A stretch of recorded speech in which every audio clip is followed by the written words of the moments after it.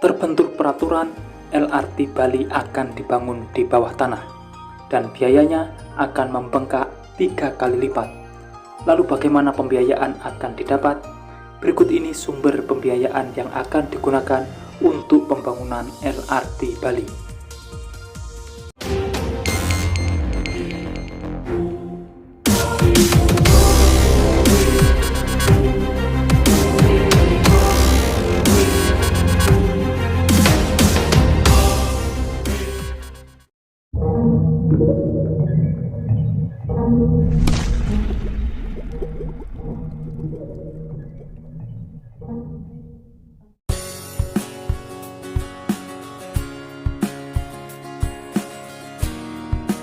Seperti biasa, sebelum masuk ke pembahasan, dukung selalu channel ini dengan cara subscribe dan nyalakan loncengnya untuk mengikuti informasi perkembangan pembangunan jalan tol di Indonesia. Dan yang ingin berbagi informasi bisa kirimkan lewat email yang tertera di kolom deskripsi. Kearifan lokal Bali memang menjadi ciri khas tersendiri, di mana salah satunya tidak boleh membangun bangunan melebihi tinggi pohon kelapa dan tidak boleh menggusur pura. Dan inilah yang menjadi kendala di mana jika ada prasarana umum yang akan dibangun di sana. Apalagi jika prasarana umum itu berbasis rel kereta, di mana membutuhkan jalur khusus tersendiri. Dan mau tidak mau harus mencari solusi lain. Maka dari itu, Badan Perencanaan Nasional atau Bappenas mengungkapkan LRT di Bali bakal dibangun di bawah tanah alias underground. Alasannya karena terbentur beberapa aturan pembangunan di Pulau Dewata. Deputi Bidang Sarana dan Prasarana Bappenas Ervan Maksum mengatakan aturan pembangunan tersebut antara lain bangunan yang tidak boleh tinggi dari pohon kelapa dan tidak boleh menggusur pura. Maka dari itu, pembangunan LRT di bawah tanah menjadi solusi untuk diambil. Menurutnya, pembangunan moda perkeretaapian di Bali sangat penting, khususnya untuk mempersingkat waktu tempuh dari dan ke Bandara Ngurah Rai. Selama ini, jalan-jalan di Bali kapasitasnya sudah tidak mencukupi lagi untuk mengimbangi pertimbangan kendaraan.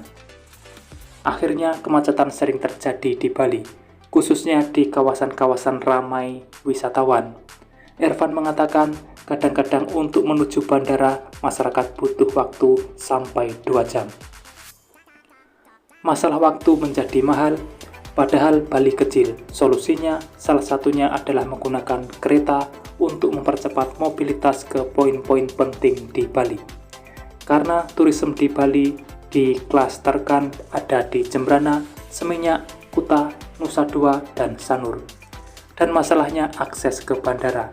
Padahal ada sekitar 58.000 orang per hari yang masuk ke Bali naik pesawat. Sehingga harus ada transportasi massal yang bisa mengurai kemacetan di Bali. Menurut Ervan, yang bakal jadi masalah adalah pembiayaan untuk pembangunannya. Menurutnya, pembangunan LRT di bawah tanah biayanya bisa sampai 3 kali lipat daripada pembangunan jalur LRT sejajar dengan jalan ataupun dibangun layang. Untuk 4,9 km jalur LRT bawah tanah butuh biaya sampai 5 triliun dan itu biayanya bisa 3 kali lipat dibanding jikalau dibangun di atas.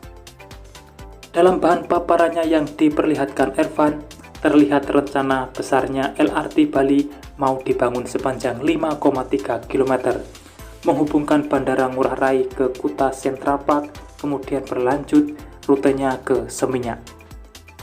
Kebutuhan investasinya sendiri ditulis sebesar 592,28 juta US dollar.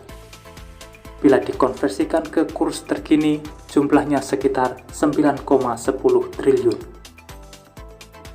Pertanyaannya, bagaimana cara pembiayaannya dengan biaya sebesar itu?